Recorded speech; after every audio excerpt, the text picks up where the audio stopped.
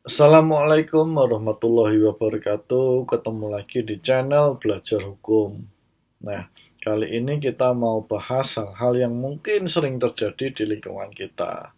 Nah, yang saya mau bahas atau mau sharing adalah terkait dengan penadahan atau tindak pidana penadahan.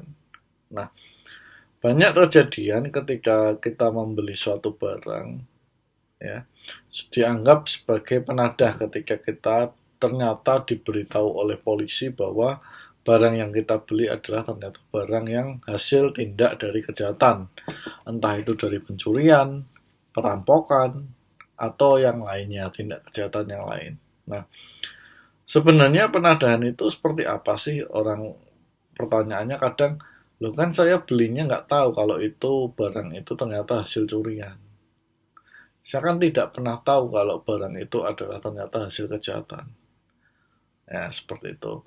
Nah, kita harus melihat di pasal 480 KUH pidana. Ya. Nah, poin yang penting menurut saya di pasal terkait dengan penadahan ya, itu adalah satu itikat baik. Ya, sepanjang kita membeli barang, entah itu dari teman atau dari siapapun, sepanjang dengan itikat baik, nah, itu merupakan salah satu syarat bahwa kita bukan termasuk penadah. Ya, satu syaratnya itu etikat baik. Yang kedua adalah dalam memberi barang kita tidak tahu bahwa barang yang kita beli itu adalah barang curian. Ya, kita tidak tahu. Nah, sepanjang ketidaktahuan itu bisa dibuktikan, maka kita bukanlah penadah.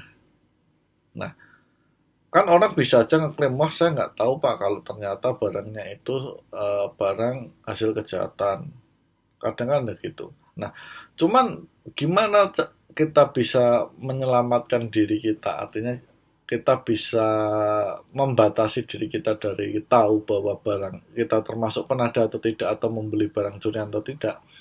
Yang pertama, ketika Anda membeli barang apapun itu ya, pastikan Anda lakukan dengan terbuka.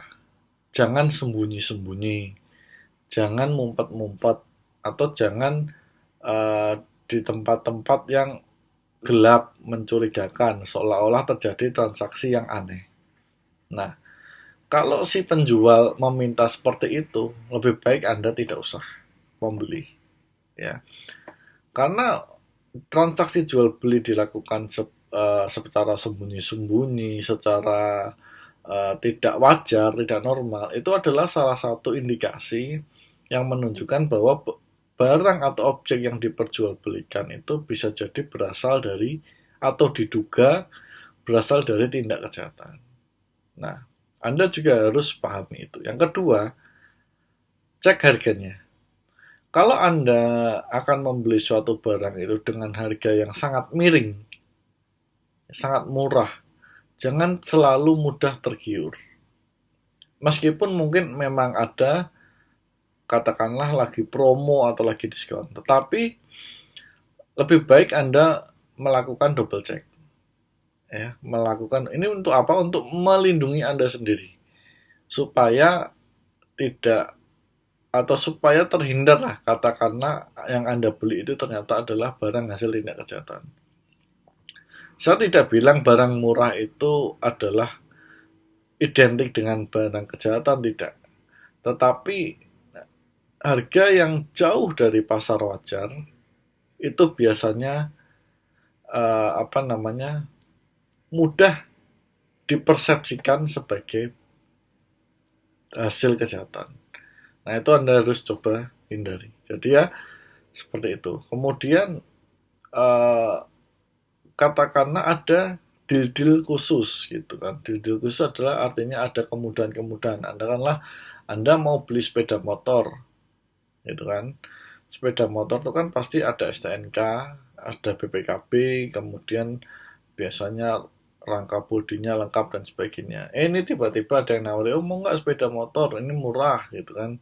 Biasanya harga di pasaran katakanlah 10 juta, ini cukup 5 juta saja. Tapi tidak ada surat-surat seperti itu. Nah itu hindari hal seperti itu.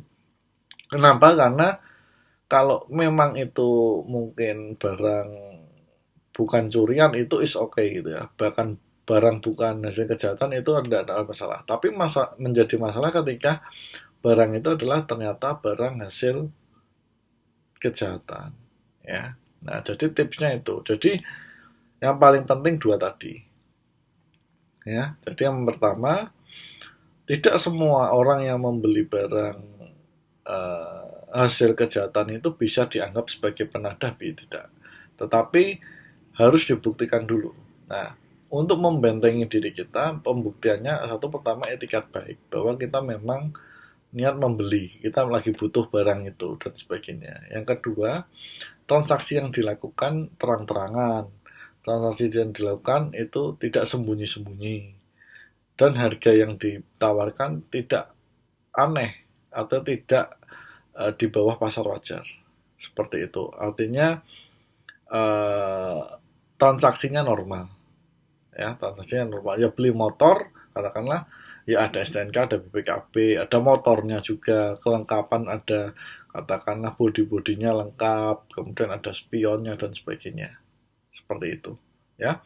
Nah, itu saja yang mau saya sharing dari saya. Mudah-mudahan bisa memberikan manfaat, memberikan insight. Sekali lagi, ini bukan nasihat hukum, tetapi ini hanya untuk uh, pembelajaran saja atau hanya untuk tujuan edukasi.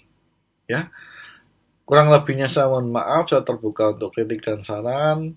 Terima kasih sudah menonton. Assalamualaikum warahmatullahi wabarakatuh.